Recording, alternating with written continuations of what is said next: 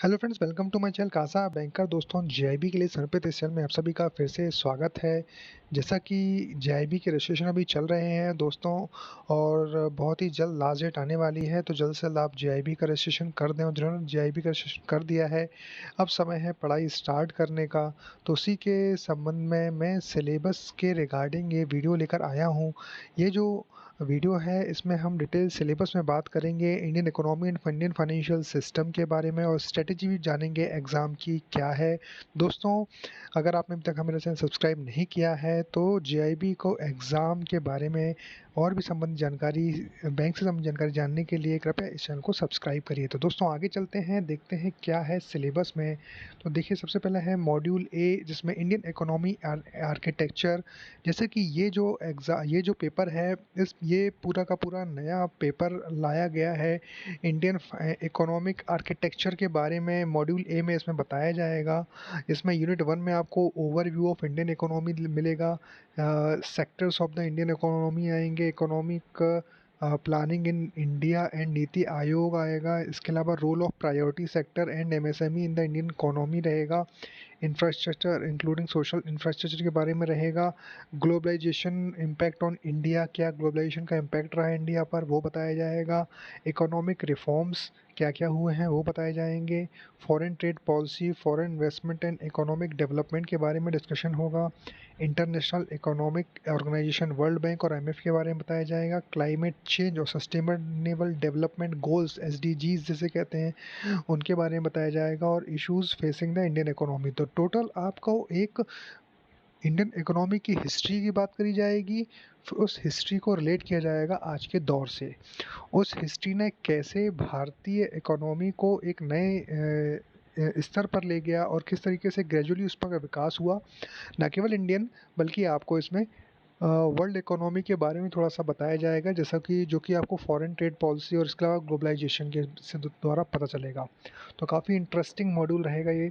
Module B में अगर हम देखें तो economic concepts related to banking. अब banking is all part of economy. तो इकोनॉमी में आखिर वो कौन कौन सी टर्मिनोलॉजी है, वो कंसेप्ट हैं जो कि बैंकिंग में रिलेटेड हैं।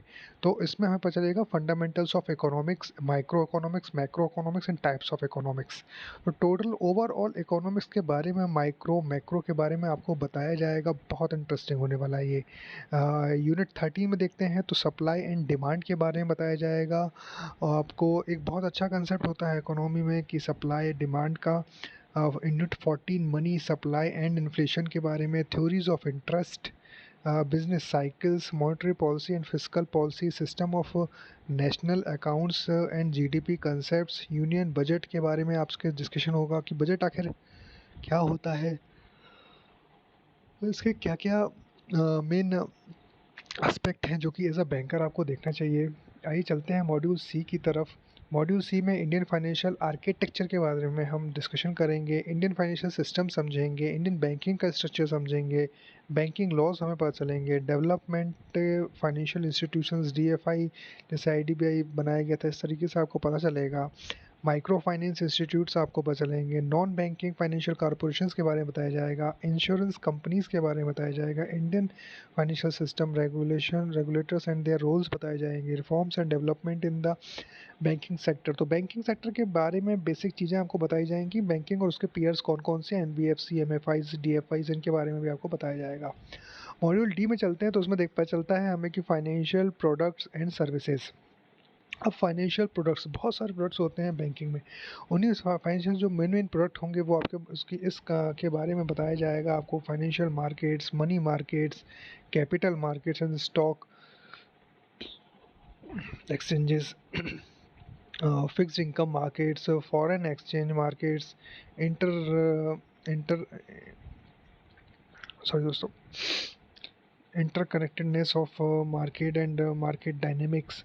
इसके अलावा merchant banking services, derivative market, factoring, forfeiting, बहुत इंपॉर्टेंट कंसेप्ट होता है factoring, forfeiting and trade receivables, discounting system, then venture capital, lease finance and hire purchase, credit rating and credit scoring, mutual funds, insurance products, pension products, para banking and financial services provided by banks, real estate investment trust, REITs जो बहुत चल रहा है आजकल, and infrastructure investment trust.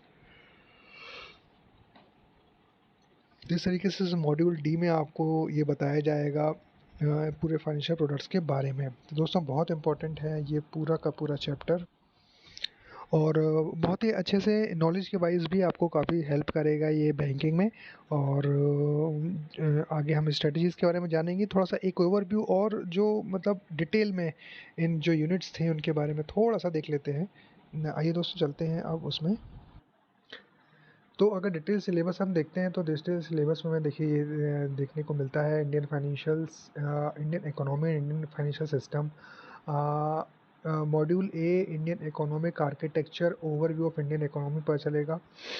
Evolution of Indian economy, basic characteristic of Indian economy, Indian economy in pre British period. तो कुल मिला के आपको पूरा का पूरा बताया जाएगा कि किस तरीके से इंडियन इकोनॉमी का एवोल्यूशन हुआ, किस तरीके से प्री ब्रिटिश पीरियड में इंडियन इकोनॉमी ने इम्प्रूवमेंट लिया, आगे बढ़ी, और 2008 के क्राइसिस के बारे में यहाँ पर आपको बताया जाएगा।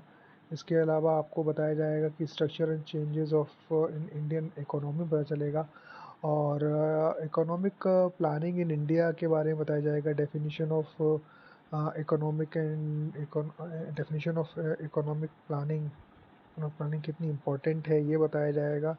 इसके अलावा आप अगर देखेंगे तो सेक्टर्स ऑफ इंडियन इकोनॉमी, कौन कौन से सेक्टर्स हैं, primary, secondary, tertiary and GDP के बारे में बात होगी। Role of priority sector and MSME in the economy, बहुत इंपॉर्टेंट पार्ट है ये। Definition and role of the priority sector, MSME के बारे में बताया जाएगा। इंफ्रास्ट्रक्चर इंक्लूडिंग सोशल इंफ्रास्ट्रक्चर के बारे में बताया जाएगा, कैसे infrastructure and economic development, energy, power, transport ये हेल्प करते हैं किसी भी इकोनॉमी को आगे बढ़ने में। ग्लोबलाइजेशन का इम्पैक्ट इंडिया पर कैसा रहा, पॉजिटिव रहा, नेगेटिव रहा, इसके बारे में बताया जाएगा। इकोनॉमिक रिफॉर्म्स के बारे में पता चलेगा, किस तरीके से भारत ने लगातार मेहनत करके इकोनॉमिक रिफॉर्म्स लाए और भारत आज इस पोजीशन पर पहुंचा है। फॉरेन ट्रेड पॉलिसी के बारे में बताया जाएगा। Foreign investment and economic development के बारे में बताया जाएगा। International economic organisation, world bank और IMF की बात होगी। Climate change, sustainable development goals की बात होगी। बहुत इंपॉर्टेंट चैप्टर है ये और काफ़ी इंटरेस्टिंग भी रहेगा। Issues facing the Indian economy की, पावर्टी एलिवेशन क्या क्या है जिसके कारण आज इंडियन इकोनॉमी इश्यूज फेस कर रही है। पावर्टी हो गया, जॉब लॉस हो गया, rising in equalities, migration and excessive pressure on the resources, possible remedies and pandemic situation, remedies के बारे में भी बात होगी।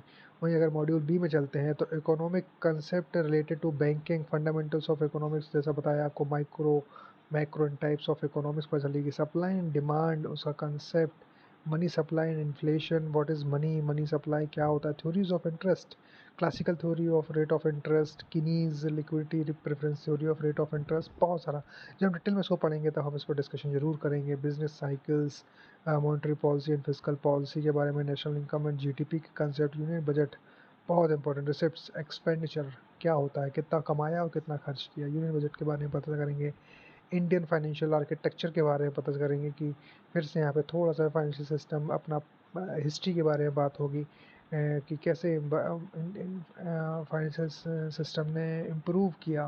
इंडियन बैंकिंग स्ट्रक्चर के बारे में पता चलेगा। बैंकिंग रेगुलेशन एक्ट के बारे में, RBI एक्ट के बारे में हम पढ़ेंगे। Development of financial institutions, micro financial institutions, non banking financial companies, insurance companies, Indian financial system. Module D अगर आप देखते हैं तो financial products and services, overview of financial markets, then money market and capital market, fixed income market, capital market, forex market, interconnection of the various markets, and merchant banking services and all those, factoring, forfeiting and trade receivables, discounting, venture capital, leasing and hire purchase, credit rating or agencies and their functions, mutual funds, insurance product, pension funds, guidelines on para banking, real estate investment funds. तो इस तरीके से आपको पता चलेगा पूरा का पूरा दोस्तों, एक बहुत ही इंटरेस्टिंग सब्जेक्ट ये होने वाला है। तो आइए चलते हैं, हम चलते हैं स्ट्रेटजी के बारे में कि क्या स्ट्रेटजी हमारी होनी चाहिए। तो दोस्तों strategy to pass the Indian economy and Indian financial system, paper को पास करने के लिए सिंपल स्ट्रेटजी है, पहले है आप बुक ज़रूर परचेज़ कर लें और बुक्स को एक बार पढ़ें ज़रूर। फिर आप किसी भी कोर्स को आप चाहे मेरे वीडियोज़ को लगातार देखते रहें, लेकिन बुक्स को ज़रूर एक बार पढ़ें, आपको बड़ा मज़ा आएगा और बहुत ईज़ी हो जाएगा आपके लिए एग्ज़ाम को न केवल निकालना बल्कि खुद के भी नोट्स बनाएँ, कोशिश करें और एक अच्छा-सा कोर्स परचेज़ कर सकते हैं जो कि आपको नो डाउट हेल्प करता है। बट अगर आप ट्रू बैंकर हैं और बैंकिंग में ही करियर बनाना चाहते हैं तो इन जीआईबी की बुक्स को ज़रूर लें, क्योंकि आगे वाले 10 साल तक यही बुक्स रहने वाली हैं लगभग। तो कुछ इनमें इम्प्रूवमेंट हो सकते हैं 2 या 3 साल में, लेकिन ओवरऑल यही पेपर चलेंगे, यही सब्जेक्ट आगे रहने वाले हैं, तो आप इन बुक्स को ज़रूर खरीद लें। टाइम टेबल ज़रूर बनाएँ और स्टिक टू इट।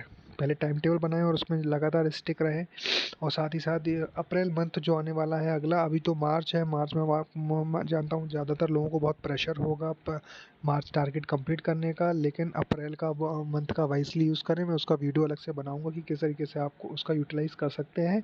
और last but not the least, मेरे चैनल को सब्सक्राइब करें और आपको समय समय पर बहुत ही इन्फॉर्मेटिव वीडियोस आते रहेंगे। तो दोस्तों, आपको कैसा लगा ये वीडियो?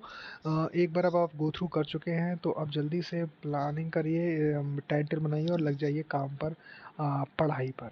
तो दोस्तों, ऑल द बेस्ट, और आई होप कि आपको वीडियो पसंद आया होगा, तो इसको सब्सक्राइब जरूर करें। ओके दोस्तों, बाय, मिलते हैं अगले वीडियो में।